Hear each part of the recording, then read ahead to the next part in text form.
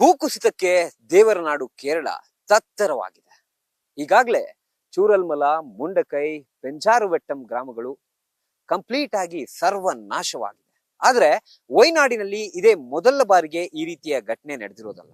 ಈ ರೀತಿಯ ಭೂಕುಸಿತಗಳು ಈ ಹಿಂದೆ ಕೂಡ ನಡೆದಿದ್ದು.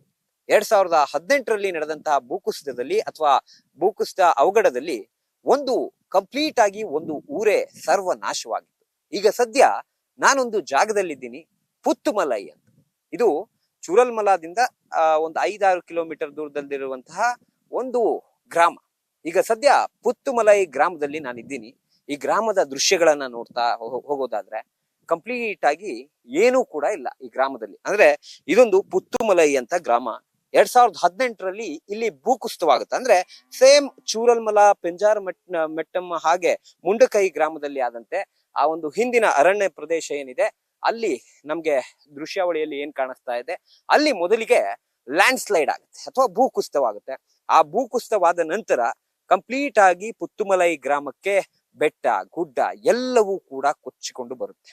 ಈಗ ನಾವು ದೃಶ್ಯಗಳಲ್ಲಿ ಏನ್ ನೋಡ್ತಾ ಇದ್ದೀವಿ, ಆ ಒಂದು ಅರಣ್ಯ ಪ್ರದೇಶದಿಂದ ಭೂಕುಸಿತವಾಗುತ್ತೆ. ಭೂಕುಸಿತವಾದ ನಂತರ ಪುತ್ತುಮಲೈ ಗ್ರಾಮ ಅಂದ್ರೆ ಈಗ ಒಂದು ನಿರ್ಜನ ಪ್ರದೇಶ ಅಥವಾ ಯಾವುದೋ ಅರಣ್ಯ ಪ್ರದೇಶದ ರೀತಿಯಲ್ಲಿರುವಂತಹ ಈ ಜಾಗ ಏನಿದೆ, ಈ ಜಾಗದಲ್ಲಿ ಶಾಲೆ ಇತ್ತು. ಸುಮಾರು 87ಕ್ಕೂ ಹೆಚ್ಚು ಮನೆಗಳು ಕೂಡ ಇದ್ವು, ದೇವಸ್ಥಾನ ಇತ್ತು, ಜೊತೆಗೆ ಮಸ್ಜಿದ್ ಕೂಡ ಇತ್ತು. ಎಲ್ಲವೂ ಕೂಡ ಈ ಗ್ರಾಮದಲ್ಲಿ ಸಕಲ ಸೌಕರ್ಯಗಳು ಕೂಡ ಇದ್ವು. ಶಾಲೆಯಿಂದ ಸೇರಿದಂತೆ ದೇವಸ್ಥಾನ, ಮಸ್ಜಿದ್, ಮನೆಗಳು, ಕಟ್ಟಡಗಳು, ಅಂಗಡಿಗಳು ಎಲ್ಲವೂ ಕೂಡ ಇದ್ವು. ಜೊತೆಗೆ ಹೋಮ್ ಸ್ಟೇ ಕೂಡ ಇಲ್ಲಿ ಆಗ್ತಾ ಇತ್ತು. ಅಂದ್ರೆ ಹೋಮ್ ಸ್ಟೇಗಳು ಕೂಡ ಇತ್ತು. ಬಿಕಾಸ್ ಇದೊಂದು ಸುಂದರ ಪ್ರದೇಶವಾಗಿತ್ತು 2018ಕ್ಕೂ ಮುನ್ನ. ಹಾಗಾಗಿ ಇಲ್ಲಿ ಹೋಮ್ ಸ್ಟೇಗಳನ್ನ ಮಾಡಿ ಕಂಪ್ಲೀಟ್ ಆಗಿ ಪ್ರವಾಸಿಗರು ಏನ್ ಬರ್ತಾ ಇದ್ರು ಅಥವಾ ವಿದೇಶಿಗರಿಗೆ ಹಾಟ್ ಸ್ಪಾಟ್ ಏನಕ್ಕೆ ಆಗಿತ್ತು ಅಂದ್ರೆ, ಮುಂದೆ ಕಾಣ್ತಿರುವಂತಹ ಬೆಟ್ಟದಿಂದ ಜರಿ ರೀತಿಯಲ್ಲಿ ಕಂಪ್ಲೀಟ್ ಆಗಿ ನೀರು ಹರಿತಾ ಇತ್ತು. ಅದನ್ನ ನೋಡೋದಕ್ಕೆ ಇಲ್ಲಿ ಹೋಮ್ ಸ್ಟೇಯನ್ನ ನಿರ್ಮಾಣ ಮಾಡಲಾಗಿತ್ತು. ಈ ಹೋಮ್ ಸ್ಟೇ ಏನಿದೆ, ಇಲ್ಲಿ ಹೋಮ್ ಸ್ಟೇನ ಹೊರಭಾಗದಲ್ಲಿ ಬಂದು ಆ ಅರಣ್ಯ ಪ್ರದೇಶವನ್ನ ನಿಂತು ನೋಡಿದ್ರೆ ತುಂಬಾ ಸುಂದರವಾಗಿ ಕಾಣಿಸ್ತಾ ಇತ್ತು. ಹಾಗಾಗಿ ಹೋಮ್ ಸ್ಟೇಗಳನ್ನ ಕೂಡ ನಿರ್ಮಾಣ ಮಾಡಲಾಗಿತ್ತು. ಆದ್ರೆ ಇವತ್ತು ಏನು ದೃಶ್ಯಗಳಲ್ಲಿ ಆ ಪುತ್ತುಮಲೈ ಗ್ರಾಮ ಸರ್ವನಾಶವಾಗಿರುವಂತಹ ದೃಶ್ಯಾವಳಿಗಳನ್ನು ನೋಡ್ತಾ ಇದ್ದೀವಿ. ಆ ಬಂಡೆ ಕಲ್ಲುಗಳಾಗಿರ್ಬೋದು, ಇವೆಲ್ಲವೂ ಕೂಡ ಅವತ್ತು ಭೂಕುಸಿತವಾದಂತಹ ಸಂದರ್ಭದಲ್ಲಿ ಕಂಪ್ಲೀಟ್ ಆಗಿ ಕೆಳಗೆ ಬಂದಿದ್ದು.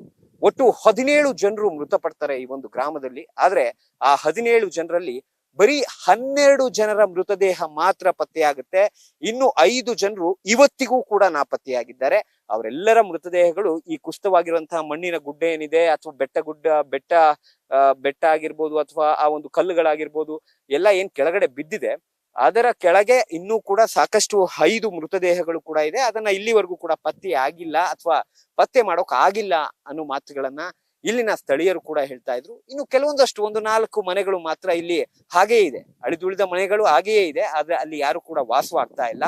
ಈ ಒಂದು ಗ್ರಾಮಸ್ಥರನ್ನ ಆ ಒಂದು ಭೂಕುಸಿತ ಆದಂತ ಸಂದರ್ಭದಲ್ಲಿ ಮೆಪ್ಪಾಡಿ ಗ್ರಾಮಕ್ಕೆ ಅವರನ್ನ ಶಿಫ್ಟ್ ಮಾಡ್ಲಾಗತ್ತೆ. ಅಂದ್ರೆ ಎಲ್ಲರನ್ನೂ ಕೂಡ ಮೆಪ್ಪಾಡಿ ಗ್ರಾಮಕ್ಕೆ ಶಿಫ್ಟ್ ಮಾಡಿ ಆಲ್ಟರ್ನೇಟಿವ್ ವ್ಯವಸ್ಥೆಯನ್ನ, ಅಂದ್ರೆ ಅಲ್ಲಿ ಅವರಿಗೆ ಸೂರನ್ನ ಕಟ್ಕೊಡುವಂತ ಕೆಲಸವನ್ನ ಅಥವಾ ಮನೆಯನ್ನ ಕಟ್ಕೊಡುವಂತ ಕೆಲಸವನ್ನ ಈಗಾಗ್ಲೇ ಸ್ಥಳೀಯ ಜಿಲ್ಲಾಡಳಿತ ಕೂಡ ಮಾಡಿದೆ. ಆದ್ರೆ ಮುಂದೆ ನಮಗೆ ಮುಂಡಕೈ, ಚೂರಲ್ಮಲ, ಪೆಂಜಾರುವೆಟ್ಟಂ ಗ್ರಾಮ ಏನಿದೆ ಎಲ್ಲವೂ ಕೂಡ ಇದೇ ರೀತಿಯಲ್ಲಿ ನಿರ್ಮಾಣ ಆಗ್ತಾ ಹೋಗ್ತವೆ. ನನ್ನ ಬಲಭಾಗದಲ್ಲಿ ಮತ್ತೆ ಪುತ್ತುಮಲೈ ಒಂದು ಗ್ರಾಮದ ದೃಶ್ಯಾವಳಿಯನ್ನ ನಮ್ಮ ಕ್ಯಾಮ್ರಾಮನ್ ಚಂದ್ರೇಶ್ ತೋರಿಸ್ತಾರೆ.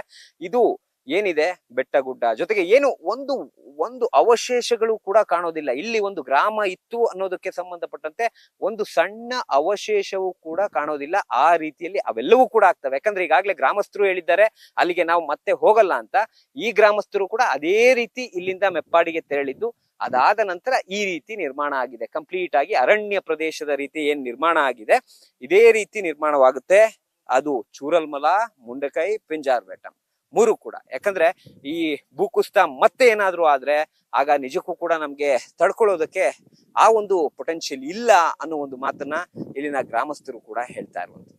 ಕ್ಯಾಮ್ರಾಮನ್ ಚಂದ್ರೇಶ್ ಜೊತೆ Sandesh, news fast Wayanad. News first, ನಿರ್ಭೀತಿಯಿಂದ ನಿಮ್ಮ ಪರವಾಗಿ.